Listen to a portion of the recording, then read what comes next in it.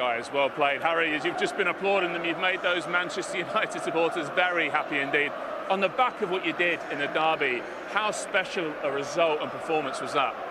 Yeah, definitely, it was absolutely massive. We know that, obviously, the first game, the derby, at Old Trafford, you always get up for them, and you know that one-off results can happen, so we had to back it up today, and we spoke about it before the game, coming to the league leaders who have been excellent this year, I must say, and they asked a lot of questions of you, and to come here to have the setback late on as well, and to go and get the winner was magnificent performance. Yeah, Matthias, like Harry said, a setback late on, 2-2, looked all set up for Arsenal to push for the winner, but it was you that got it. What your most special moment in a United shirt so far?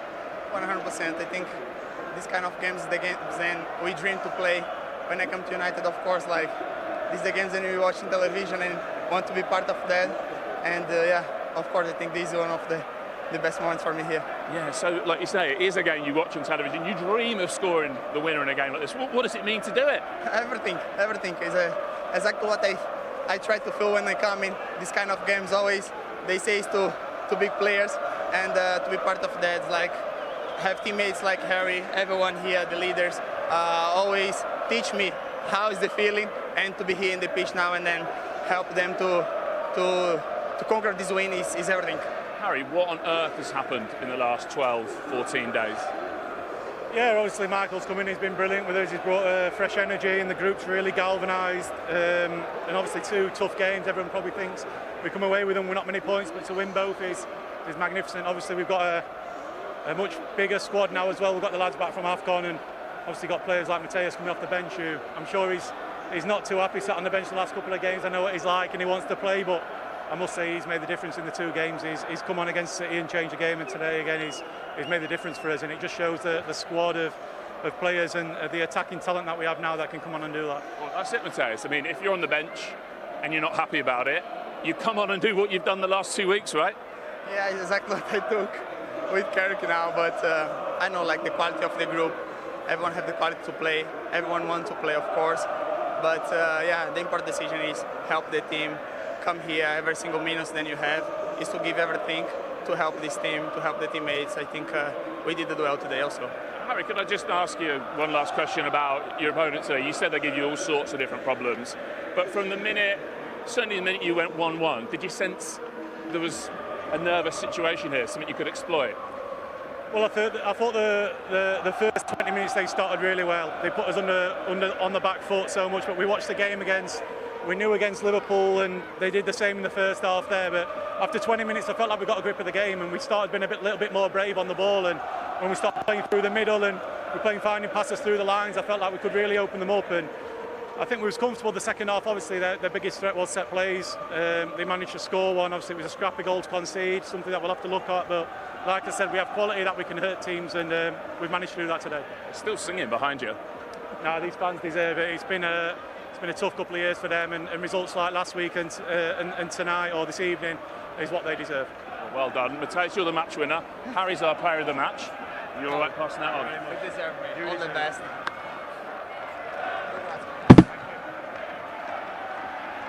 But yet again, lots of contenders for the player of the match in that Manchester United team, and Harry Maguire, what a renaissance from him as well. Back in the side last week after a 10-game absence, kept out Manchester City, and he's managed to help his team get over the line here against Arsenal as well. We will talk about the Gunners and the title challenge in just a second, but in terms of Manchester United, up to 4th place. Brilliant. But with courtesy of that tremendous goal from Matthias Cunha. But what does it actually do for United now? Well, I would obviously give them belief they're getting into that top 4. We said it might be tough. This is a brilliant goal, by the way. Lovely little play by Bruno and Manu, and that strike. What a strike. And the players, look at Bruno here, does really well. Manu, nice little, this is give and go. As soon as it leaves his foot, my goodness, the keeper, who's obviously a very, very good goalkeeper. But what they definitely played with a bit more freedom going forward. They came to win the game. They weren't just sitting at the back. You think United towards the end there, we're thinking, listen, we'll take the draw 2-2. We'd still be sitting there going, great result for United. But to get that momentum and to score a brilliant goal like that from somebody off the bench, just like it did last week. Last week shows a good attitude, a good mindset. They'll be growing in confidence. And the attacking players certainly going forward, they are playing with a lot more freedom. And what credit then goes to Michael Carrick? Because it does, in the last 2 weeks, look like a team transformed. Yeah, it does, obviously. And Harry makes a good point. A lot of their players are back now. There's a full group. They've got full weeks together. There's no other distractions. They can focus on the league form. And they're producing. But as we know, you win 1-2 games for Man United, fantastic. Particularly to beat City and to come to Arsenal where... But I felt United would get a result today. I was thinking maybe more of a draw, but I always felt United would turn up and they've got enough quality players. But they get that, they've got momentum now into their season, and all of a sudden you're looking at United and you're thinking, great chance of top 4. 1 or 2 months ago you're saying, no, I don't think they'll do it. But no, if they play with that confidence and belief, then you give the manager credit, and you give his staff credit, and the players are turning up. Simple as that. Would you give it Carrick then, now, Roy? Job? No, you're being silly now. No, No, serious. no, would you give him the job? He's had 2 great performances. Yeah, 2 great performances, but anybody can win 2 games. That's what he does at the end of the season. And even if they do get into 4th, I still wouldn't be convinced he's the man for the job. Absolutely not. I still think they need a bigger and better manager. But he's got the opportunity. What a chance it is for him. And you know what? He's taking it. So, fair play to him. Micah, we're here till 8 o'clock. We've got all that time to get into the weeds of Manchester United's future. But in terms of Arsenal, Patrick, what does this defeat do to their title challenge now? They're still 4 points clear. They're still 4 points clear, but there's still some question about the mental strength of the team. I think that performance will be really disappointed because it's not the fact that they lose the game, but it's the way they lose the game. I think there was a lack of creativity. They didn't create enough. I think Saka on the right or Trossard on the left-hand side didn't produce enough to really create danger for United. So they will be, I think, in this situation, a leader to lift the spirit of the team. There will be this momentum where we will need somebody to make them understand that when they are on the field, they have to play. I think this is a team who are full of quality, and to play with more energy and to take more risk because they've got the quality.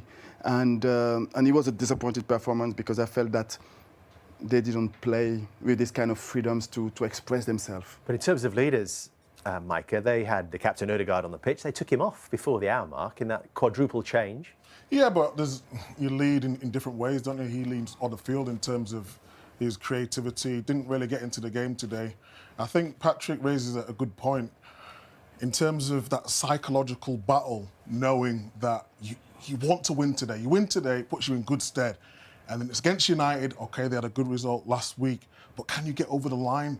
There was a lack of urgency, a lack of energy, and a lack of someone who wanted to take the game to United, to get on the ball and make something happen. And that was the worrying thing. When you got Saka on the pitch, when you got Trossard on the pitch, Jesus had talked him up before the game, and he wanted one of those players to step up in the big games.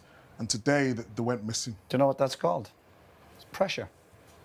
Pressure's on Arsenal today. You see the other results, and they're in a great position. They've got everything going for them. They're doing really well in all the competitions, etc. And that's pressure. They're feeling the pressure. It's how they deal with it over the next month or two. That's what's cost them over the last few years when they've gotten themselves in good positions. And the sign over the last few weeks, now we're going back to the Liverpool game, the Forest game, and today, losing that momentum back. They'll have to have a reset and still step back and go, we're still in a great position. We've got to get our momentum back, and that almost a little bit of confidence. I can't believe they don't look like a confident team where they are in the league and what they're doing in the other competitions. You'd almost have to sit in the dressing room and go, what's up with everybody? Play the game. They're obviously playing the occasion. They started getting a bit of joy when they were throwing the subs on and they were gambling, they were playing maybe off the cuff. You're thinking, OK, they got back to 2-2, and for a brilliant goal, they might have got a draw. So they've got to get back to basics and start embracing this challenge instead of being frightened of it. Yeah, and results have gone against them as well this weekend, with City winning yesterday. Robbie Earle, Tim Howard, Rebecca Lowe with you. Wow, what a game of football, as I said, Tim. That is Manchester United, getting results and entertaining. When I was at Manchester United, and I didn't quite understand the mystique, Alex Ferguson used to say, pass forward, run forward, play forward. And that's what Manchester United expects. And with respect to all the coaches out there, people left out in the cold. Let's all come back together. Let's play for the badge. Let's set ourselves up and then go play free. And they are playing free. Robbie, it feels like they've gone, United, from complicated and round pegs and square holes to simple, everyone playing where they should be playing, and look what's happened. Being set up for success in a shape and in a system. We're not talking about X's and O's anymore. We're talking about great goals and performances. And I've got to admit, I didn't see that coming. So well done to Michael Carrick and his team. I mean, there were 2 goals, goal of the season contenders, the Dorgu strike and then the Cunha goal. And to go away to Arsenal with the defensive record they got, the unbeaten all season, the best team in the league, and do that's very special and deserve a lot of credit. Well, but we sort of did see it coming. We both said Manchester United were going to set themselves up and they were going to hit Arsenal on the counter. We expected Arsenal to absorb that and play better, but we did expect that, and I think they did it superbly. Now, once they got the go-ahead goal, it meant Arsenal had to come out and the game got stretched. But Dorgu's a perfect example of what you said, square pegs, round holes. Like, there was something inside me. You don't want, you want some of these signings to work out. And you're looking at Dorgu and you're going, I think there's a good player in there. It's been hard, that jersey's heavy, but, like, there's a good player in there. And all of a sudden we're like, does he play left? Does he play right? Does he score a goal? He can do anything. He's been actually quite a good signing. What was Arsenal's biggest problem today? When their football didn't find a way through, they didn't know what to do. This is a team that played beautiful football and win games. When we got to what I would call alarm bell time, 20 minutes to go, get some balls in the box, get some shots, make it a kind of game that's difficult for Manchester United to... A set piece, and I know that people say it's always set pieces and own goals.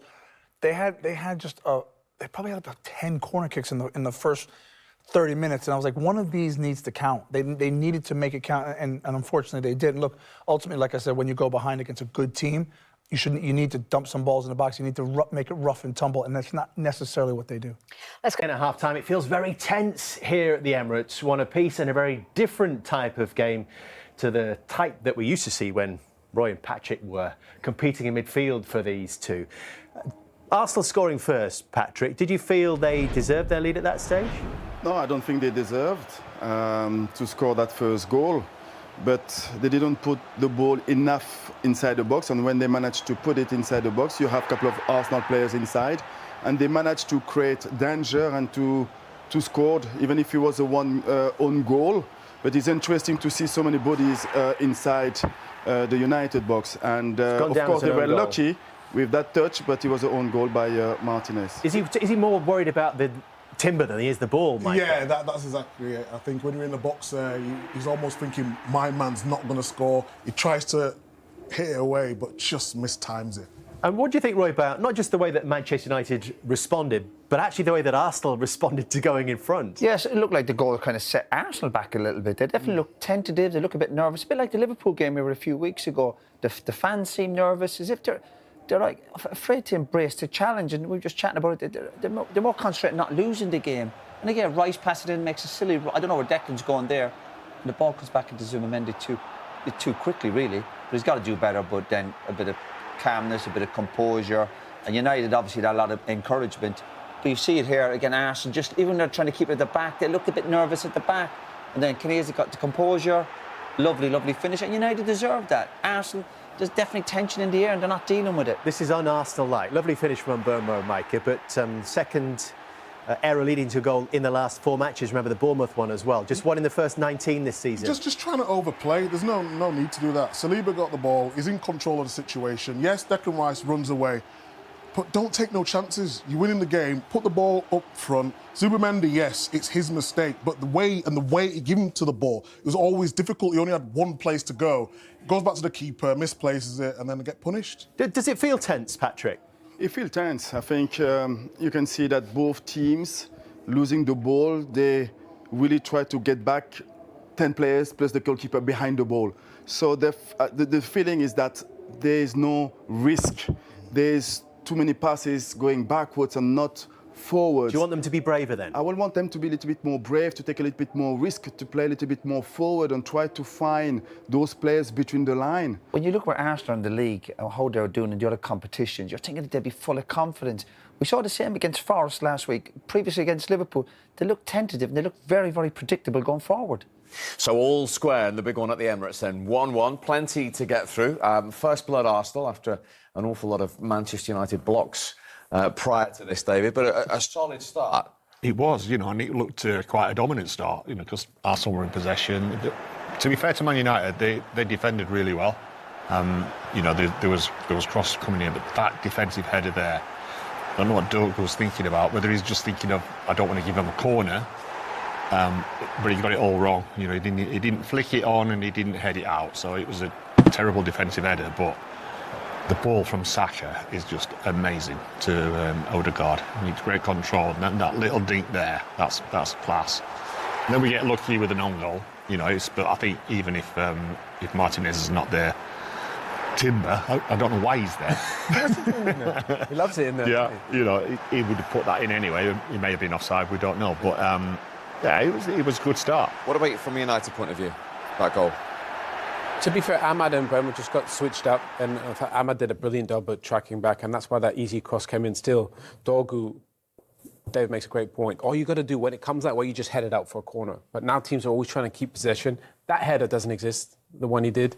And Casemiro comes over to help him in a 2v1. You see Mbeumo there, he can't press. He's the only one pressing on his own. That's why Nkapia gets the ball in.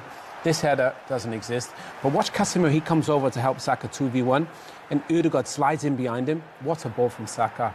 And somehow Timber, he's in there. And he loves it. He's so good, isn't he? Left or right. Pops up in big positions. But I thought the game was quite even up to that point. But it's been tight. Only one shot on target from each team. Good response from United. And before they got level, Bruno Fernandes through. Is this an opportunity or is this excellent defending? It's good defending in the end. It's not a chance at all.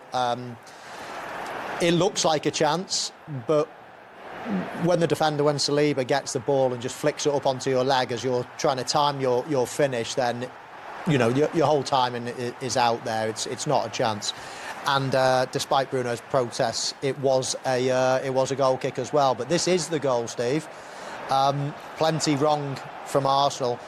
OK, Zubamende is going to get the blame, and deservedly so. He's almost got the picture in his head that I'm going to go back to the goalkeeper, but it's a horrible ball by Saliba. It's too hard and it's bouncing. He can go out wide, he can play it into Declan Rice, chooses not to. Saliba then bounces a fast-ish ball to him.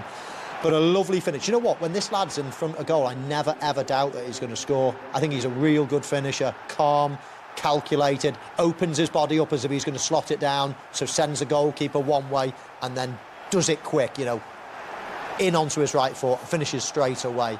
Gets a little touch on it as well, the goalkeeper, but really confident finish and United back in it. Yeah, the goalkeeper, of course, he played with at Brentford, teammates. Uncharacteristic from Arsenal. But, yeah, very. You know, like what Michael says, you know, the ball in from Saliba is what causes everything. You know, it's a bad ball in, Zubamendi's off balance and he tries to knock it back to Raya. And it doesn't get there, obviously. You know, you watch this, like say, it's a bounce with pace. You know, I don't know why he's even going for a 1-2 there. But you know what, also, I would say the pressing from United, like they did against City, and Mbeumo initially, and then Bruno, they put Zubamendi and Saliba off. They are bad balls, but it's only because they press. And I think that's what makes the difference. Come along to a huge Sunday Premier League Live. Looking forward to watching all of that with me, Michael Owen, David Seaman and Owen Hargreaves. Great to see you all. What a big day and what an opportunity for Arsenal, again, to go 7 clear. Yeah, massive opportunity. You know, and I'm fully confident as well, as much as and how good Man United were against City. I've just got a different feeling about this Arsenal team this season. And in United's case, Michael Carrick has said it's been a completely different feeling in training this week. We're all waiting to see whether that's a one-off or whether it can be a foundation today to go and get a result again. Yeah, I mean, I don't think you could have dreamed of a better start for Michael Carrick and the team. Just thought they were exceptional. You know, it was a bit of a throwback defensively, out of possession, and they posed a threat on the counter-attack. I do think the games being so similar in terms of Man City and Arsenal, the two best teams in the division, tactically will probably be the exact same, have less of the ball, defend well, and try and hit Arsenal on the counter. So just be interesting to see if Michael changes anything personnel. But amazing. To have a week prep for this game is a big plus for Man United. Yeah, every United fan enjoyed that performance. Just over 30% possession, but as Owen says, tactically, that worked a treat, didn't it? But it didn't feel like that, did it? No. When we were watching it didn't feel like they were only 30%. They were dominant throughout. And do you know what? I thought 2-0 flattered Manchester City. It could have been 3, 4 or even 5. They were so good. They looked secure at the back. They broke with pace. They were clinical. I mean, they scored 3 goals that were disallowed, that were real tight offside calls. They hit the crossbar, they hit the post. I mean, they were absolutely outstanding. They had a lot of pace in their attacks. It was a very, very good performance, and I just think that, as Owen says, just to add to that, this is... I mean, you never want to play Arsenal because they're probably the best team in the country at the moment. But it is a team that might suit Manchester United. You know, on the break, I think they're lethal, they're deadly, and that's as good as performance I've seen from Manchester United for a decade or something like that. They were that good. Yes, it's a different kettle of fish. Yes, Arsenal are brilliant. But from Arsenal's point of view, it's the last time, you know, it's the worst time possible to face Manchester United. On the back of a derby win, new manager, loads of confidence, a week to prepare. It's not a great time to be playing them, but it's Arsenal, and they're a solid team, of course. But in that team meeting and preparation, it's completely different to what it would have been 2 weeks ago facing Manchester United. Yeah, it definitely is, but I'm struggling to find like Man United being so good in that one game. You know, when you look at the previous performances that they put in, okay, a new manager coming in, you do get that bounce, but I'm not as excited about Man United as you lot are. I would be extremely disappointed if you were, Dave. I would think something was wrong. You know, so for me, it's all about how Arsenal play. Yeah, and you're basing that on the Emirates because they've won 14 of 16 games there in all competitions. Yeah, you know, and they've looked. Well, they're dominant. They're dominant in most of the games, you know, and then when you see the bench as well, sometimes you look at the bench and you're thinking, well, why isn't he playing? Because he's better than the guy that's actually playing. You know, that's how good they are, and that's what sort of strength in depth they've got. So for me, it's going back to Arsene Wenger days when all we used to concentrate on was us. We never used to look at the opposition. It was just about how we play, and I think we're getting close to that. Any concern the last couple of league games they haven't scored? No, a little bit, but in between that, we've scored a lot of goals. You know, in a couple of cup games and that, and Champions League as well. But no, I just, you know, still not sure as to who will be starting up front, whether it'll be Gyökeres or Jesus. Gyökeres got a nice goal in the midweek, but Jesus is on fire again. So, good choice, good options. Can United get at Arsenal in this system where they break? I think they could, and it'd be interesting if Michael does anything personnel-wise a bit differently. You look at the way Man United dealt with Erling Haaland, who's by far the best striker in the league, kept him super quiet. So I think it'd be interesting to see how, you know, depending on who plays up front. You know, I think if Gyökeres plays, I don't see him troubling Man United as such. And I do think with United, they'll sit. I think possession-wise, you watch at the end of the game, it would be 30-odd%, maybe 35-40. That means they're going to be a little bit deeper. They'll protect the back line and then they'll hit. And I think with Ahmad and Mbeumo and Bruno playing as a 10, finally Bruno back to his best position. Kobe in there. Kobe's not played for a year, come back in and looked like the real Kobe. So I think there's people in positions where they can hurt Arsenal. But obviously Arsenal are just the most complete team I've seen for a very long time. And I don't see a weakness in them. And the greatest compliment you can make to any team is they don't have a weakness. But United, I think, they could counter them. I do believe it's possible when I see Arsenal strong. I think the reason why Manchester United are looking like a really good counter-attacking side is not only the pace that they've got up front, which we saw to great and devastating effect against Manchester City, but it actually suits their defence more than anything.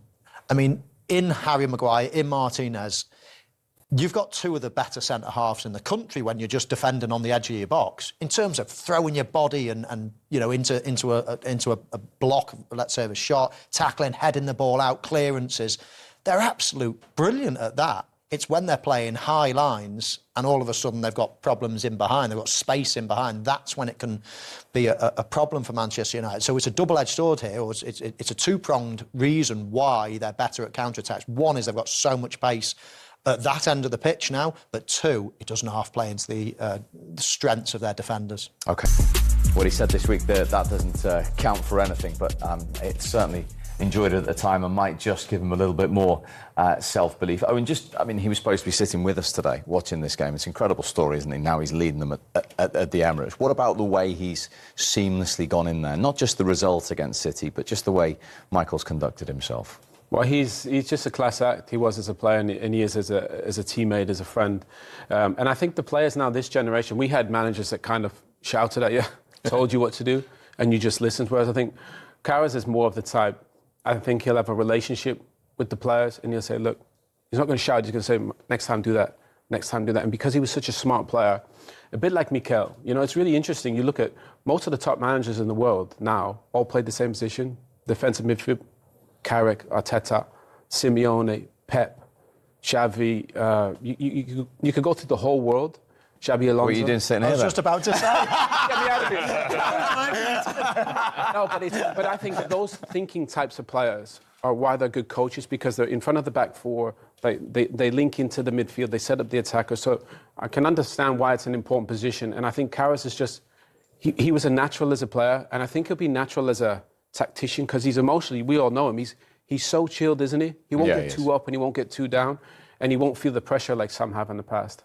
Yeah, and he's faced some big names in his limited top flight appearances as a manager, and he hasn't lost to any of them, and they include Pep Guardiola, Mikel Arteta, Unai Emery and Thomas Tuchel. That was Emery, of course, in the Champions League against Villarreal. So what a record that is going into his fifth game today. Now, Joshua Zirkzee and Matthias de Ligt are the only two players unavailable to Michael Carrick. I bet you Ruben Amorim's looking on from a distance after his long list of 12 at one point. So he has some nice and difficult decisions to make in one today. So we've given you both the iPad to try and tell us what you feel his best 11 is from available at the moment. From available at the minute. So what we've got here, Steve, is the team that started against Manchester City the other day. And me and Owen have been debating in the background as to what we think is their best 11. Believe it or not, we nearly agree for the first time in history. What is going on in the world? But nearly, not quite. Okay. So we both agree that this is the one change, that Dorgu would come out and that Cunha should go in. So there's our start and 11 that we agree with. Now, that is fixed now in the positions that I believe Michael Carrick should be playing. I think that is Manchester United's best team. Owen disagrees slightly. He would chop and change some of the attacking positions around, but the reason I think this is Cunha off the left. I think he's quite deceptively quick. And I also think he's excellent at striking the ball from outside the box. He can score goals from outside the box. I think Bruno Fernandes in the middle is just a given. He was outstanding against Manchester City. And Mbeumo, I think he's better at finishing in and around the box than any of the others. More close-range finishers, let's say. So I would mix it up in that way, and I think that's the strongest. Owen, you've just got a little alteration that you would make. Yeah, I mean, it's harsh on Dorgu because he's actually been great when he's played there. But again, football's about getting your best players out there and getting more of them. Cunha was on the bench for that first game against City. I think Cunha has to play. I wouldn't play him off the left as such. I think he's good there. I would play Ahmad on the left. It's a two-pronged thing because I want a left footer on the left to cross it as well, but also to help with Saka. I think Saka, with Ahmad being a little bit younger, a little bit more explosive, I think he could help double up with Luke Shaw. Obviously, I'd have Mbeumo on the right-hand side, and I'd play Cunha almost as a false nine, because I do think you could argue Arsenal's most important player this season. People talk about Declan and Saka. It's probably been Zubimendi. Nobody's played more minutes than Zubimendi, only Raya. So the most minutes from an outfield player is Zubimendi. So I think Cunha dropping in on him could take that away. Let the centre-backs have the ball. And I do think Cunha's very smart, and he's a good finisher, so get him in and around the box. And I do think that setup there, Mbeumo in his natural position, Ahmad crossing the ball, Bruno as a 10, Kobe and Casemiro, I like, and then Cunha as a 10. And if you need to tweak it, look, all these guys can play up there in a 3. But I just think for today, and plus, you got the two best centre-backs in the league, Gabriel and Saliba. A big man, nobody's going to trouble them. We've seen that. So somebody like Cunha that's going to drop off and kind of stay away from them, maybe make little runs, I think probably could hurt them more than, say, a big centre-forward like Šeško. See, one discussion has stopped. The goalkeeper at Manchester United. Neither of them are even debating that. Have you liked what you've seen from Senna Lamens? Yeah, yes, I have, definitely. He's a calming influence, and he's more consistent than what's gone before, which is not hard to beat, I should say. But he's a solid goalkeeper, and that's exactly what they needed. Before that, they had goalkeepers that were going in and making mistakes. They were making shots look brilliant or saves look great that weren't really hard saves. And that always worries me as a goalkeeper. But this guy's he looks solid. He does. And the one other common theme is there's a £73 million centre forward who isn't even being discussed here. Is that an issue moving forward in the short term here, the way Michael wants to play? What, Šeško? No, I don't think it's an issue at all. I think the Well, reason doesn't fit in, I mean. No, but the reason Marcus Rashford is probably in Barcelona is probably because he should have never been carrying the burden as a young man for a massive football club like Man United. How many people have done that? Højlund's the same. Gone to Napoli, scores a ton of goals. Šeško shouldn't have to carry the load for Man United at 22 years old. He's too young. Learn your trade, learn your craft, what it is to play for a top team. I think watching it from the outside right now will be the best thing for him. And I think whether it's Mbeumo or Cunha who plays up front, they'll pose more of a threat. That's one point. But what about if and when he is ready, the type of player he is, into that way of playing? Well, of course, if he's good enough, if he's ready, then of course that can come with time, and it might be off the bench that he can make a little bit of a difference. But at the moment, even if there was one injury, I still wouldn't play him. Wow. I'd be playing Dorgu and then playing somebody else, pushing them up front. If there was an injury to Cunha, then I'd simply be playing Dorgu on one side and Mbeumo up front. So I think he's quite a way off it at the moment. He's very different to what they've got, and obviously it's a different option off the bench if you wanted to cross the ball. And I take Owen's point, putting Ahmad on the left, but if you're putting him on the left to get crosses in, well, I'm not sure Manchester United are necessarily a crossing team at the moment with players to head the ball. If Šeško's playing, of course, then yes. But I don't think I don't watch him hand on heart and think, this is a Manchester United player for the future. I think it's going to be an expensive mistake, and I'm sorry to say that. I'm sad to say that. I want him to do well. He's only a young boy. But at the moment, he looks like a bit part player rather than a starter. When you watch Manchester United the other day and their pace all over the place, direct, positive way, I just thought, that's Manchester United. That's the future of Manchester United. And I think that future is without him in the starting 11 as things stand.